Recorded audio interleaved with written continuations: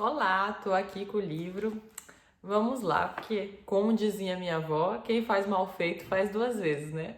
A vez que eu gravei esses capítulos eu já tava cansada, já tinha gravado outras coisas, era de noite e acabei só lendo e gravando rápido, mas realmente relendo aqui tem muita coisa interessante que eu queria compartilhar com vocês. Espero que seja interessante para vocês também. Tem uma coisinha aqui que eu deixei passar no capítulo 9, que o título dele é O Amor como Elaboração de Luto pelo que se pensava que era amor. Eu já falei mais um pouco no vídeo 5,5. Mas tem uma partezinha aqui que tá escrita só uma frasezinha aqui da Marguerite Duras. Eu acho que eu até li no começo, mas eu não prestei atenção nela, que tá escrito amar é ver. Amar é ver. Que é o extremo oposto de tudo aquilo que a gente fala sempre de que o amor é cego, né? Nós temos essa falácia de que o amor é cego. E eu queria pensar isso junto com vocês um pouquinho. O amor é cego para quando a gente pensa ele a partir da ilusão, não é mesmo? Daquilo que nós já falamos, que nós amamos do outro, aquilo que nós ilusionamos do outro, as fantasias que nós fazemos e que nem sempre tem relação com quem ele é. Tem algo dele, algum traço dele, mas tem muito, infinitamente mais do que nós enxergamos dele e do que nós projetamos nele, imaginamos que ele seja e fantasiamos amorosamente com esse outro. E aí amar é ver. Amar é ver, eu acho que vai de encontro mais com que isso que a Clarice Lispector tá falando embaixo, que eu falei mais no vídeo 5,5, sobre esse amor de quando a gente percebe algo da pessoa que fere o nosso narcisismo.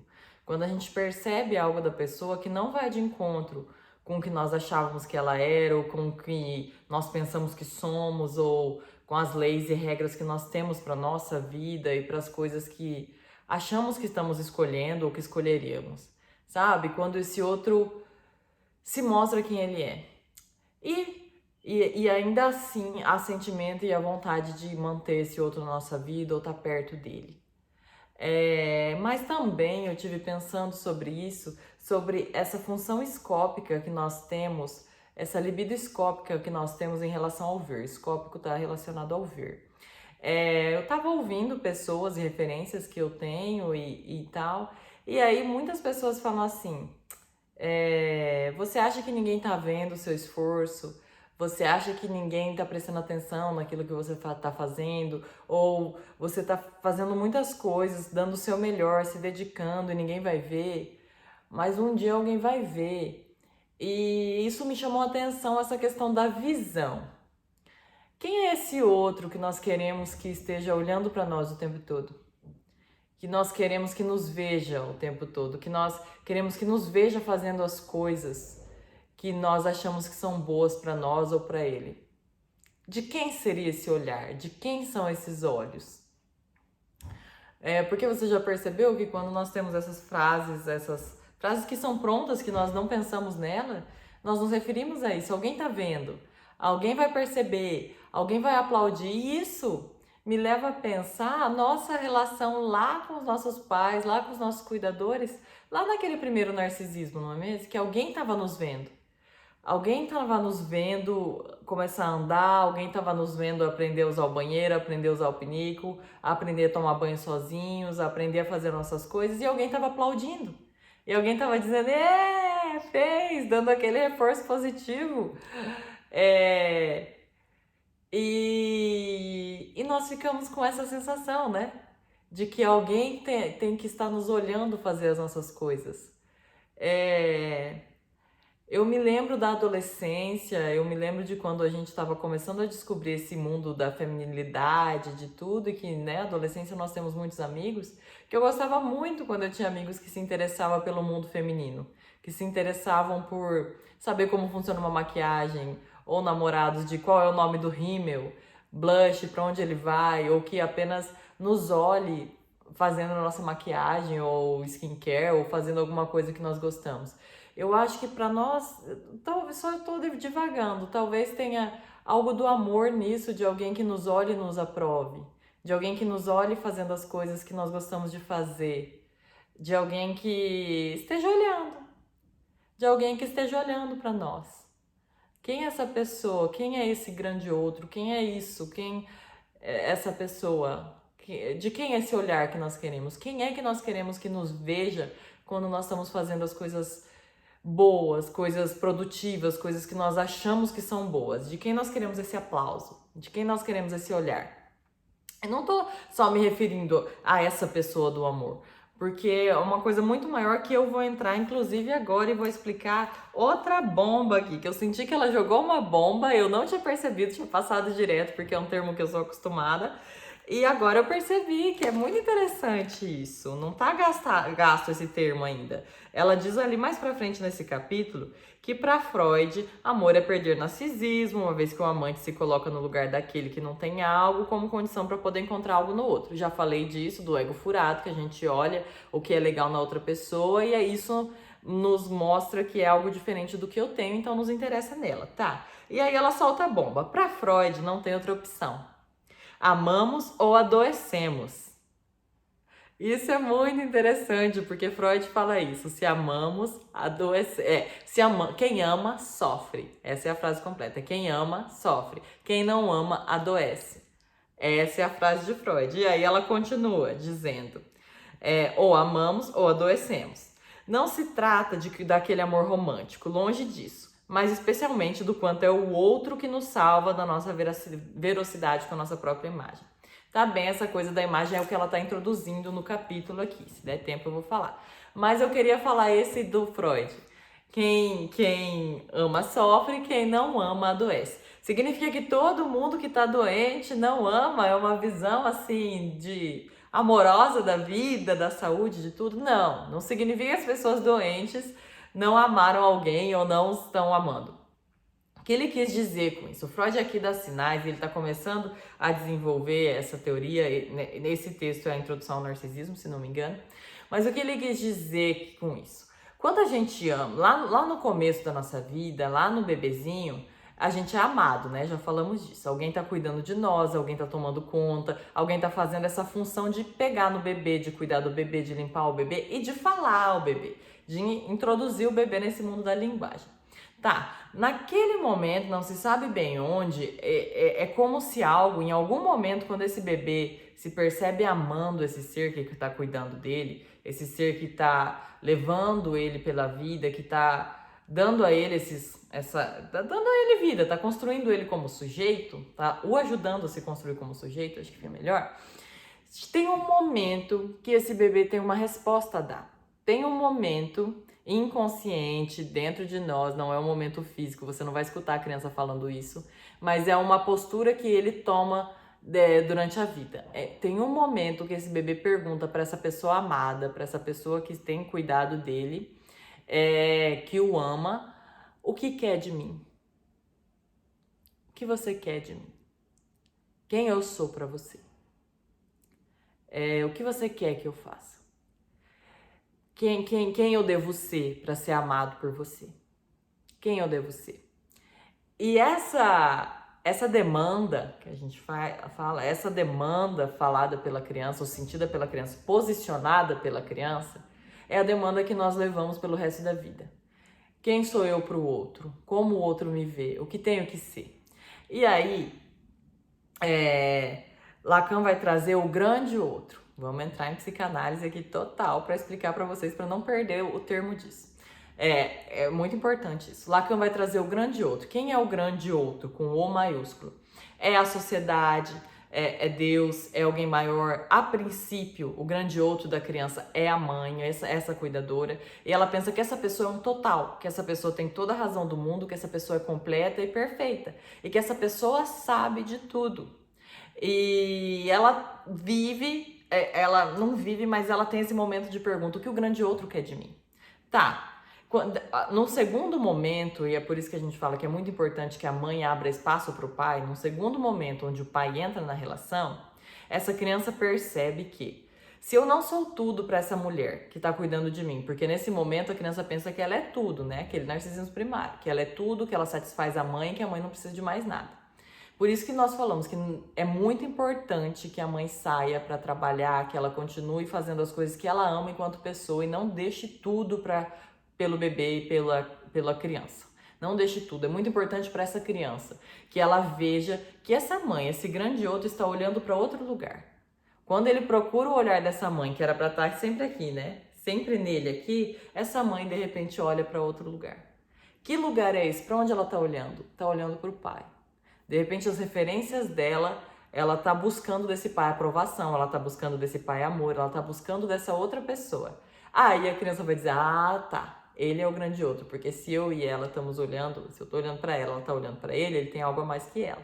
E aí começa a relação da criança com o pai. E depois esse grande outro passa a ser a sociedade. Como isso acontece? No discurso isso aparece muito bem. Todo mundo tem que fazer medicina. Hoje é muito bem visto que o filho perfeito tenha que fazer medicina, engenharia ou direito. Todo mundo tem que ter um corpo tal. Esse grande outro, que é algo que não existe, que é uma condição mental, é uma estrutura mental que nós temos, é alguém que não existe, mas que está lá fora nos impondo o que nós devemos ser. Porque nós estamos perguntando o tempo todo o que eu tenho que ser para ser amado. Eu tenho que caber em roupa tamanho tal, eu tenho que ter tal rosto, eu tenho que ter tal cabelo, eu tenho que ter tal formação, eu tenho que ter tal carro, eu tenho que ter tal casa até tantos anos. Quem deu essas regras? Para pensar. Quem deu as regras que você vem seguindo por toda a vida?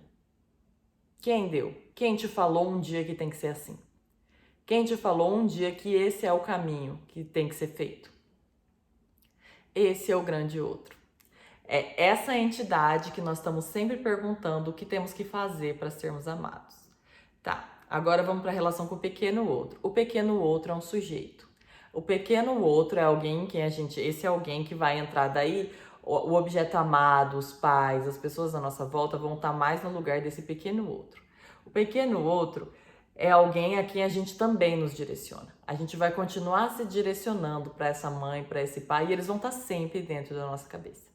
A gente pode ter saído de casa, a gente pode estar longe, tá? Aqui do outro lado do oceano, sempre as regras que foram impostas, as coisas que eles nos ensinaram, que eles são, como se andar pela vida tem algo disso que a gente vai aprendendo na vida e que a gente vê se serve ou se não serve, mas tem alguma coisa, uma raiz, uma estrutura, um pilar que está sempre ali na sua cabeça, em forma da vozinha dos seus pais, das leis que eles deram, das leis que você tinha na sua casa. E a gente mantém essa posição de o que você quer de mim. E essa posição é uma posição maravilhosa. Essa é a posição, e é aí onde eu queria chegar, usada na transferência em análise. É esse amor. E é desse amor que Freud está falando. Quem não ama, adoece. Por quê? Quem não ama não consegue sair andar pela vida. Porque é através do amor que nós temos por alguém, essa mãe, essa nossa cuidadora, vamos pôr, já expliquei, mas vamos pôr como mãe, que nós nos perguntamos, o que você quer de mim? O que você quer que eu faça? E aí nós nos movimentamos a fazer. Essa mãe começa a dizer, eu quero que você fale. Não é claro, vocês estão entendendo, né? Quero que você fale, a gente começa a aprender a falar. Quero que você ande, a gente anda. Anda de bicicleta, a gente anda de bicicleta. Agora aprenda as letras, agora aprenda os números. Essa mãe vai pondo desejos para nós. Vai pondo desejos para nossa vida, vai nos dando direção. Ah, eu acho lindo criança que toca, alguém que toca. Essa criança vai, opa, eu vou ser mais amado pela minha mãe se eu tocar. E vai aprender a tocar. Eu acho lindo quem dança balé. E vai aprender, e talvez vai dar certo, talvez não vai. Não é que nós somos presos, tem algo em nós também. Mas algo em nós está nessa postura de responder a esse outro amado o que ele quer de nós. Enfim, nós usamos... Enfim, não, porque eu tô no meio. Nós usamos essa posição, esse amor que nos movimenta pela vida, como um amor de transferência para nos movimentar pela análise. Esse é o famigerado, famoso, que vocês já ouviram tanto falar, amor transferencial que acontece na relação psicanalista, analista, professor, fisioterapeuta, médico, qualquer pessoa que esteja tratando com você de algo onde você tem personal trainer, aquele amigo da academia, namorado, qualquer coisa que tenha relação com você, com algo de que você pode crescer em você, em relação a essa pessoa, pode estar recebendo sua transferência. Por que não dá certo com todo analista? Porque nem sempre as pessoas começam a fazer uma análise, começam a ir num psicólogo e não gostam. e não gostam dessa pessoa, não dá, e acham que vai ser sempre assim. Não, não vai. Tente 2, tente 3, tente 4, tente com outra pessoa, porque isso é uma relação, são como as relações amorosas, não é qualquer pessoa que serve. Essa pessoa tem que ter algo que nos conecte a ela, tem que ter algo que diga, que nos interesse nela, tem que ter algo que diga do nosso desejo nela, tá? E aí, nós precisamos, de algum ponto, fantasiar que o analista sabe algo de que eu não sei. Que o analista sabe algo a meu respeito, ou sabe algo em relação à vida, sabe como se movimentar na vida de uma forma que eu não sei. Então, eu vou a ele para que ele me diga. Eu vou a ele para que ele me acompanhe nesse meu caminho. E aí, falando como analista agora, qual o lugar do analista quando a transferência está bem feita? Quando esse paciente consegue colocar a transferência em você. Transferência não é transferir fantasias, não é transferir, não sei o que. Essa ligação, também tem disso, mas não é isso. Essa ligação, esse paciente se conectou com você. Eu gosto dessa psicóloga, não sei porquê. Eu gosto desse psicólogo, não sei porquê. Eu gosto desse médico, não sei porquê. Eu confio, eu gosto, eu me sinto bem. Com aquele professor, eu aprendi a amar a matemática porque eu amava o professor. Isso é transferência.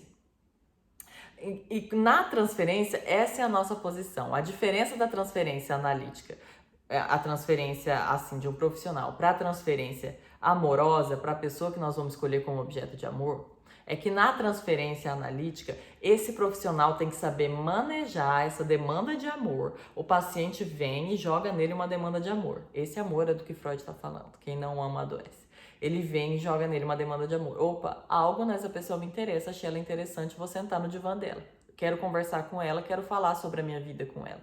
Essa é a pessoa que eu escolhi para ser minha analista, porque ela tem algo que me interessa, que eu acho bonito, me encanta, não sei. Aí é pessoal de cada um. E aí você vai lá. Essa pessoa usa essa demanda para te responder o que ela quer. E ela responde isso com desejo de vida, com desejo de melhora. Ela não vai dizer para você que ela quer que você melhore, mas você sabe quando você acha que o médico quer que você melhora mais quando você gosta dele. Você melhora mais rápido. Para sair um pouco da região da análise, que é um pouco sombria para quem não faz, ou é um pouco mais profunda porque a relação é mais profunda, você vai falar de coisas mais profundas, vou fazer isso como se funciona na escola com o professor.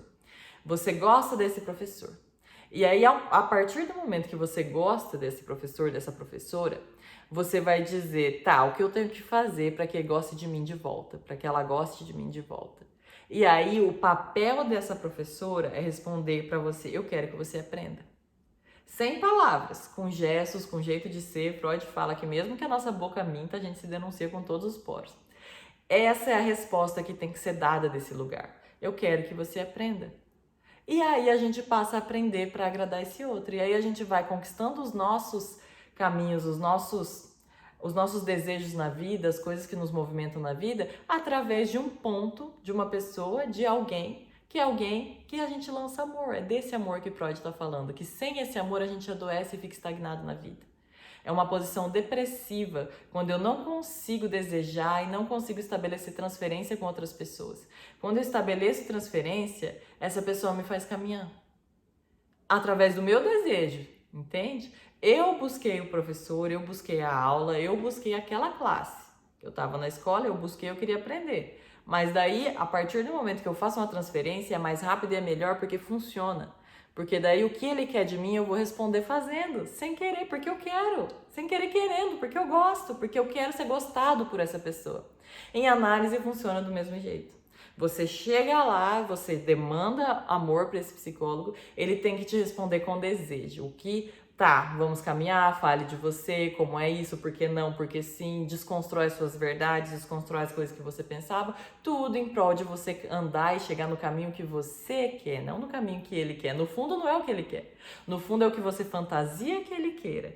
E em análise a gente só senta nesse lugar, porque no papel do professor é mais fácil, no papel do médico é mais fácil, você quer a cura, você chegou lá querendo a cura, querendo uma ligação, você chegou lá querendo educação, querendo ensino, no personal trainer você chegou lá querendo um shape tal, um corpo tal, qualquer outro desses lugares. Agora, para o analista é mais específico, porque por isso que em análise é muito comum, uma curiosidade aí, é muito comum vocês verem nas primeiras entrevistas, no começo, quando a gente está pensando se a gente vai aceitar o caso, o analista perguntar, por que eu?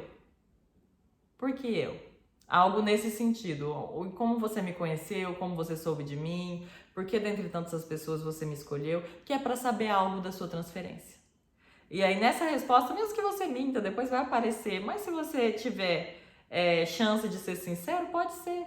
Porque não é algo que diz dele, não é a pessoa dele, você não o conhece, você está fantasiando com ele. Se trata da sua fantasia lançada nele e é nesse lugar que ele vai sentar. Ah, é porque você é inteligente e se parece com o meu pai, se parece com a minha mãe, porque eu acho que você é muito estudada e eu admiro isso. É essa posição que ela vai ficar, sem falar, sem... Não precisa, tem coisas que não precisam passar pela palavra, mas são posições que a gente toma. E aí a pessoa usa esse amor que você tem de transferência por ela para te encaminhar pelos seus desejos.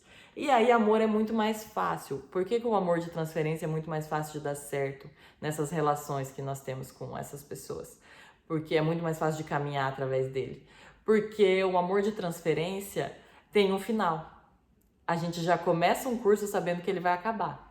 A gente já começa a análise querendo, com intenção que ela acabe. Com intenção que a gente entenda muitas coisas de nós e ela acabe. A gente já começa no horizonte já tem o fim. E por isso que ele funciona melhor. Porque quando nós vamos para a via amorosa, por isso que ele nos direciona mais pela via do desejo. Então tá, só para recapitular e deixar isso bem redondinho e bem certinho, o amor de transferência não pode ser respondido com amor. Por isso que, mas não pode o psicanalista se apaixonar pelo analisando? Não pode. E Lacan fala que a contratransferência, que é isso que nós chamamos de quando o analista se apaixona pelo analisando, é a estupidez do analista. Por quê? Porque esse analisando não está apaixonado por ele. Mesmo que ele venha e diga que tá, que quer, que te ama, que se apaixonou, que conte uma história, alguma coisa assim, ou que sinta que está, é pela posição que ele colocou você. Não é você, é a posição. É pela fantasia. Não é você, é a posição. Então, por isso que é muito importante manejar essa transferência, saber como manejar e saber como manejar se há uma transferência aí, erótica, amorosa ou qualquer coisa assim que esse paciente jogue para você, tá? É preciso saber lidar com isso, porque a resposta não é amor. A resposta é desejo. A resposta para essa demanda de amor, o que tenho que fazer para que você me ame, é desejar. Vamos por esse caminho? E se você se desenvolver aqui, pensando na pessoa, desenvolver aquilo que ela veio para desenvolver. Na escola, desenvolver o que ela veio para desenvolver. Acho que isso já está entendido. Recentemente eu vi um vídeo de um rapaz dos Estados Unidos, ele era analista e o vídeo tem o título assim, porque eu deixei de ser analista, psicólogo, qualquer coisa assim. E na resposta dele, estava completamente fora a transferência. A resposta dele era que era muito pesado, que ele não tinha tempo com as pessoas, que as pessoas tinham histórias terríveis e que era muito difícil de lidar e que ele percebeu que elas não precisavam de um jeito durão, que elas só precisavam de alguém que chorasse junto e compreendesse e que ele chegou aos extremos assim, que eu poderia até falar porque o vídeo dele tá aí, é em inglês para quem quiser ver, mas quando você se coloca, quando você responde a esse lugar de amor, desse lugar de amor, você está dizendo para a pessoa: eu não sei, eu quero ouvir da sua dor, eu quero participar da sua dor, eu quero estar com você na sua dor, e isso tudo um analista que usa da transferência faz, mas de um lugar de que eu sinta ela com você, de que eu seja extremamente empático e de que eu concorde com você de que não tem uma saída para ela. Bem, eu acho que todo mundo aqui está em análise. Ele chega a falar assim: tiveram pacientes que eu perguntei para eles: nossa, com tanta dor, como você não se matou? Por que ele levou isso tão pro pessoal? Por que que doeu tanto nele? Essa pessoa conseguiu, a dor não era tão grande assim, era grande, mas ela conseguiu lidar com essa dor a ponto dela não se matar. Como vai ser você, o analista, que vai dizer isso? De que se era uma dor para suicídio ou se não era uma dor para suicídio? E essa carga, porque ele estava tentando responder amor com amor. Porque quando eu respondo amor com amor, se uma mãe não tiver desejo pelo filho, desejo de que esse filho entre pela vida e se desenvolva na vida, e vá na vida, e ande de bicicleta, e vá no banheiro, e aprenda na escola, se ela não demonstrar desejo que ela queira, se ela ficar só no amor, vai ser aquela criança que ela põe no colo e fica, você não consegue fazer, coitadinho de você, que era essa posição que esse analista tinha, coitadinho de você, sua dor era tão grande, eu não consigo, nossa, como eu compreendo, meu Deus, como você tem sobrevivido. Esse não é um lugar de saída.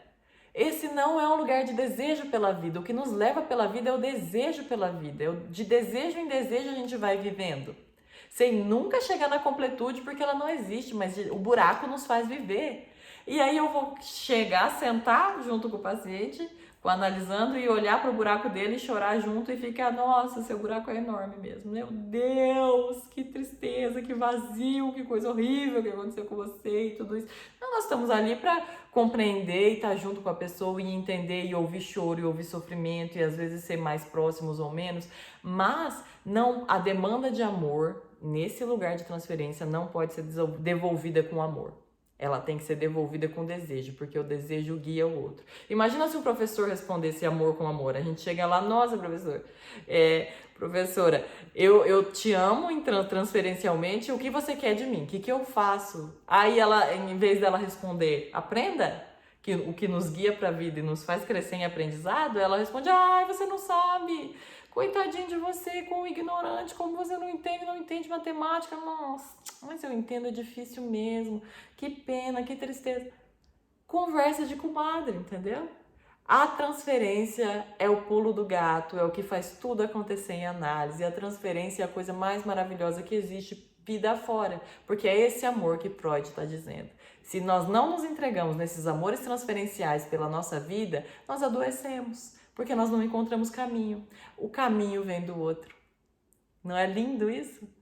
Nós encontramos o caminho para nós mesmos em conexão com o outro. E aí é lindo que isso tem um fim no horizonte. Porque daí chega um fim de análise, chega um fim de curso, chegam nos lugares e aí você está pronto para outro caminho. E outro caminho, e outro caminho. E o amor materno também é assim. Para que ele chegue mais próximo do saudável, seja...